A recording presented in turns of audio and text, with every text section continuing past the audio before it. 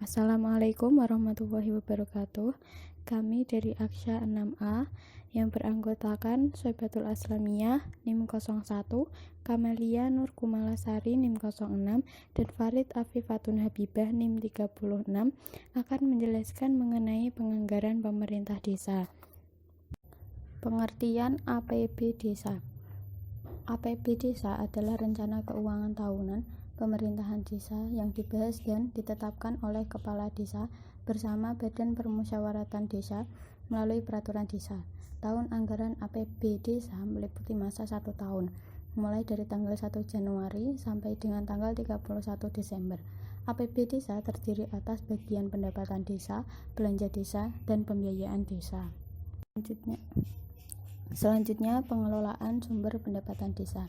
Menurut Undang-Undang Nomor 32 Tahun 2004 dan Peraturan Pemerintah Nomor 72 Tahun 2005, terdiri dari 3. Yang pertama adalah pendapatan asli desa, yang terdiri dari hasil usaha desa, hasil kekayaan desa, hasil swadaya dan partisipasi, hasil gotong royong, dan lain-lain pendapatan asli desa yang sah. Yang kedua, bagi hasil pajak daerah, kabupaten, atau kota untuk desa. Paling sedikit sebesar 10% untuk desa, dan dari retribusi kabupaten atau kota, sebagian diperuntukkan bagi desa. Yang ketiga adalah bagian dana perimbangan keuangan pusat dan daerah yang diterima oleh kabupaten atau kota. Paling sedikit sebesar 10%, yang pembagiannya untuk setiap desa secara proporsional yang merupakan alokasi dana desa. Yang keempat, bantuan keuangan dari pemerintah, baik pemerintah provinsi, pemerintah kabupaten atau kota. Yang kelima adalah hibah dan sumbangan dari pihak ketiga yang tidak mengikat. Yang kedua, teknik penganggaran desa. Teknik penganggaran desa ditetapkan untuk melaksanakan kegiatan pemerintah dan pendapatan yang diharapkan untuk menutup keperluan belanja atau pembiayaan yang diperlukan bila diperkirakan akan terjadi defisit atau surplus. Dalam perencanaan anggaran terdapat 3 tahap. Yang pertama, tahap persiapan anggaran. Tahap ini dilakukan dengan mentaksir pengeluaran atas dasar taksiran pendapatan yang tersedia. Yang kedua, tahap pelaksanaan anggaran. Setelah APB desa disetujui, maka dilakukan pelaksanaan anggaran. Nah, yang harus diperhatikan oleh pemerintah desa adalah dimilikinya sistem informasi akuntansi dan pengendalian manajemen. Yang ketiga, tahap pelaporan dan evaluasi. Ini merupakan tahap akhir dari siklus anggaran. Tahap ini terkait dengan aspek operasional anggaran, sedangkan tahap pelaporan dan evaluasi terkait dengan aspek akuntabilitas. Yang ketiga, kekuasaan pengelolaan keuangan desa. Kepala desa sebagai kepala pemerintah desa adalah pemegang kekuasaan pengelolaan keuangan desa, yang dibantu oleh pelaksana teknis pengelolaan keuangan desa. Pelaksana teknis pengelolaan keuangan desa adalah perangkat desa, yang terdiri dari sekretaris desa dan perangkat desa lainnya. Selanjutnya, struktur organisasi keuangan pemerintah desa. Yang pertama ada pendapatan desa. Pendapatan desa meliputi semua penerimaan melalui rekening desa yang merupakan hak desa dalam 1 tahun anggaran. Pendapatan desa terdiri dari pendapatan asli desa atau PA desa, bagi hasil pajak kabupaten atau kota, bagian dari retribusi kabupaten atau kota, kemudian ada alokasi dana desa, bantuan keuangan dari pemerintah, baik pemerintah provinsi, pemerintah kabupaten atau kota, dan pemerintah desa lainnya. Selanjutnya ada hibah, dan yang terakhir ada sumbangan pihak ketiga. Kemudian untuk struktur organisasi yang kedua ada belanja desa. Belanja desa meliputi semua pengeluaran dari rekening desa yang merupakan kewajiban desa dalam 1 tahun anggaran.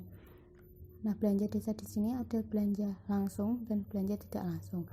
Yang selanjutnya ada pembiayaan desa. Pembiayaan desa meliputi semua penerimaan yang perlu dibayar kembali dan atau pengeluaran yang akan diterima kembali, baik pada tahun anggaran yang bersangkutan maupun pada tahun-tahun berikutnya. Nah, pembiayaan desa di sini ada 2, yaitu penerimaan pembiayaan dan pengeluaran pembiayaan. Selanjutnya saya akan menjelaskan mengenai tentang prinsip penyusunan APDES. Berdasarkan Permendagri Nomor 37 Tahun 2007 tentang pedoman pengelolaan keuangan desa, yaitu keuangan desa dikelola berdasarkan asas-asas transparan, akuntabel, partisipatif, serta dilakukan dengan tertib dan disiplin anggaran. Tahun anggaran APDESA meliputi 1 tahun mulai dari tanggal 1 Januari sampai dengan tanggal 31 Desember. Berdasarkan Permendagri nomor 113 tahun 2004, terdapat prinsip transparan, tertib, akuntabel, dan partisipatif. Transparan maksudnya prinsip keterbukaan yang memungkinkan masyarakat untuk informasi. Tertib maksudnya pengelolaan keuangan desa harus mengacu pada aturan atau pedoman yang melandasinya. Akuntabel kewajiban untuk mempertanggungjawabkan tujuan yang telah ditetapkan. Partisipatif penyelenggaraan pemerintah desa yang mengikutsertakan unsur masyarakat desa. 2. Prinsip dasar penyusunan APDES. A. Anggaran berbasis kinerja. Ciri-ciri anggaran berbasis kinerja yaitu klasifikasi anggaran berdasarkan pada program dan kegiatan, penekanan pada pengukuran hasil kinerja. Setiap kegiatan harus dilihat dari segi efisiensi dengan memaksimalkan output, memerlukan standar pengukuran hasil kinerja. B. Keadilan anggaran. Keadilan anggaran maksudnya merencanakan anggaran bukan saja menentukan sumber pendapatan dan pengeluaran untuk kepentingan pembangunan saja, tetapi menetapkan komposisi dan beban yang harus ditanggung langsung maupun tidak langsung oleh masyarakat. Komposisi harus menggambarkan keseimbangan dan keadilan. Untuk menyeimbangkan kedua kebijakan tersebut, pemerintah desa dapat melakukan diskriminasi tarif secara rasional guna menghilangkan rasa ketidakadilan. Efisiensi dan efektif anggaran. Maksudnya, prinsip ini meliputi tindakan pengendalian pembiayaan melalui optimalisasi pemanfaatan, penghematan, dan memperjelas kinerja program dalam mempercepat target serta sasaran pembangunan.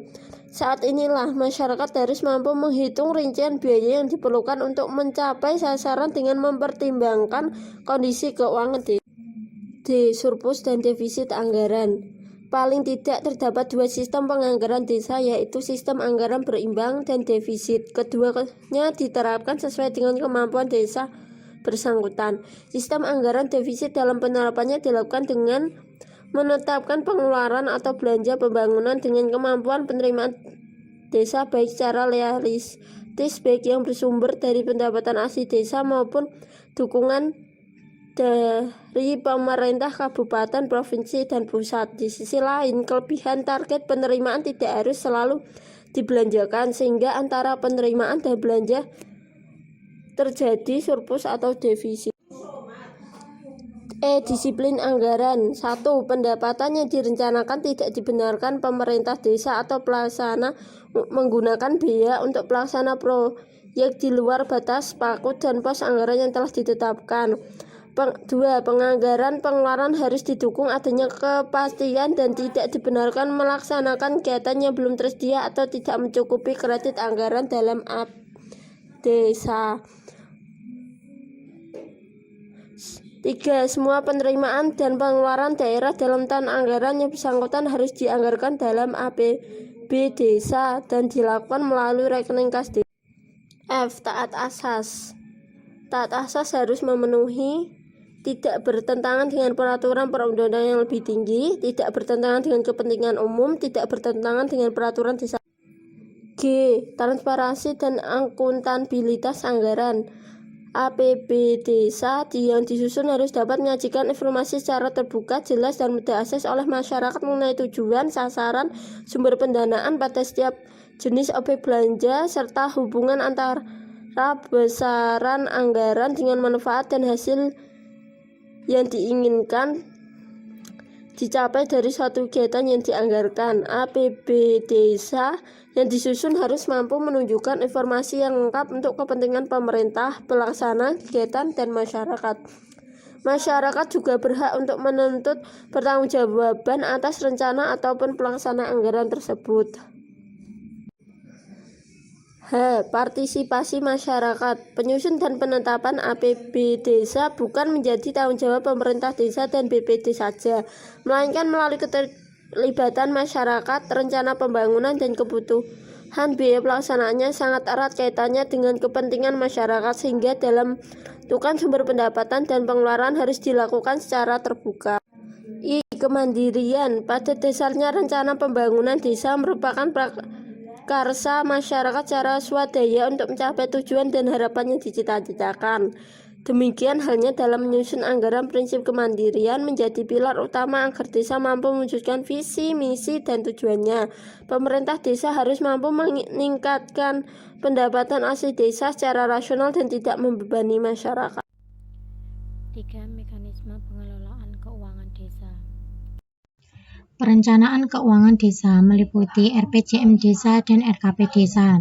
Dalam menyusun RPJM Desa, pemerintah desa wajib menyelenggarakan musyawarah perencanaan pembangunan desa secara partisipatif. Musren Bangdes diikuti oleh pemerintah desa, badan permusyawaratan desa, dan unsur musyawarah desa yang terdiri atas tokoh adat, tokoh agama, tokoh masyarakat, dan atau tokoh pendidikan.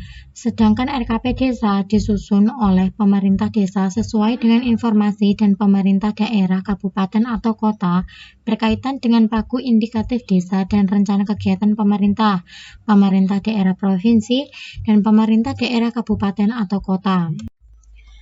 Dalam pelaksanaan keuangan desa, terdapat beberapa prinsip umum yang harus ditaati yang mencakup penerimaan pendapatan APBDS. Pelaksanaan penerimaan pendapatan yaitu proses menerima dan mencatat pendapatan desa. Terdapat 3 sumber dalam penerimaan pendapatan. Yang pertama, pendapatan asli desa, yang kedua, pendapatan transfer desa, dan yang ketiga, pendapatan lain-lain. Sedangkan pelaksanaan pengeluaran atau belanja desa diprioritaskan untuk memenuhi kebutuhan pembangunan yang disepakati dalam musyawarah desa dan sesuai dengan prioritas pemerintah, baik pemerintah pusat maupun pemerintah provinsi atau kabupaten atau kota. Setelah APB desa ditetapkan dalam bentuk peraturan desa, program dan kegiatan sebagaimana yang telah direncanakan baru dapat dilaksanakan. Dengan adanya ketentuan dari kepala desa tersebut, maka belanja pegawai dan operasional dapat dilakukan tanpa perlu menunggu penetapan APBD desa. Perubahan APB desa. APB desa yang telah ditetapkan dalam peraturan desa dimungkinkan untuk dilakukan perubahan. Perubahan APB desa dapat dilakukan apabila terjadi 1. Keadaan yang menyebabkan harus dilakukan pergeseran antar jenis belanja. 2. Keadaan yang menyebabkan sisa lebih perhitungan anggaran atau silpa tahun sebelumnya harus digunakan dalam tahun berjalan. 3. Terjadi penambahan dan atau pengurangan dalam pendapatan desa pada tahun berjalan. 4. Terjadi peristiwa khusus seperti bencana alam, krisis politik, krisis ekonomi, dan atau kerusuhan sosial yang berkepanjangan. 5. Perubahan mendasar atas kebijakan pemerintah dan pemerintah daerah. Perubahan APB desa hanya dapat dilakukan 1 kali dalam 1 tahun anggaran. Penata usahaan dan pertanggungjawaban APBDS. Kepala desa dalam melaksanakan penata usahaan keuangan desa harus menetapkan bendahara desa.